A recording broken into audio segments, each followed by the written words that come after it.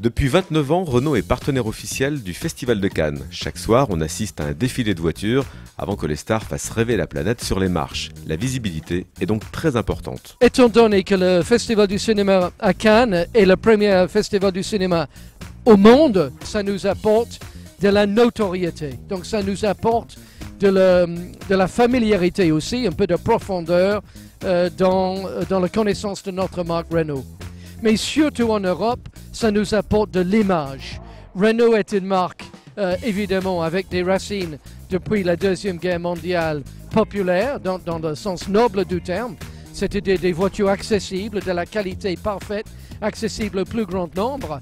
Et il est clair que le Festival du cinéma à Cannes nous apporte une profondeur d'image qui nous permet de compléter cette familiarité relativement populaire. Cette année, l'autre star de la croisette, c'est le Renault Twizy. Ce quadricycle très sexy qui intrigue beaucoup les festivaliers a d'ailleurs pour parrain le DJ le plus connu de la planète, David Guetta.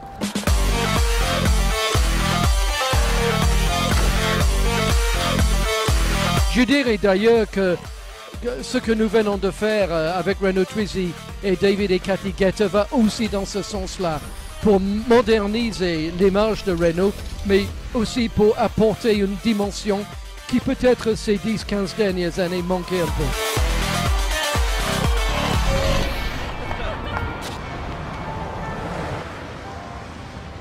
Nous sommes déjà à plus de 3000 ventes après que quelques semaines de commercialisation. En quelque sorte, si je suis très franc, Renault rattrape un certain retard dans le domaine du look, du style, sans rien oublier de la fonctionnalité. Oui, effectivement, avec les véhicules qui sont résolument sexy. Renault et le cinéma, c'est une histoire qui va bien au-delà de la présence dans les festivals. Les voitures sont bien sûr très présentes dans les films.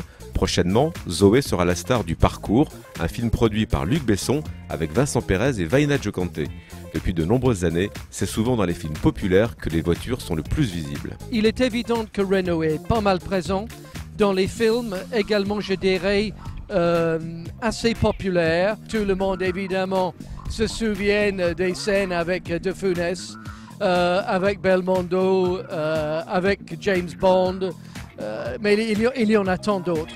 Mais je dirais des très grands films du box-office de masse. C'est là où Renault a vraiment marqué son époque en termes de product placement.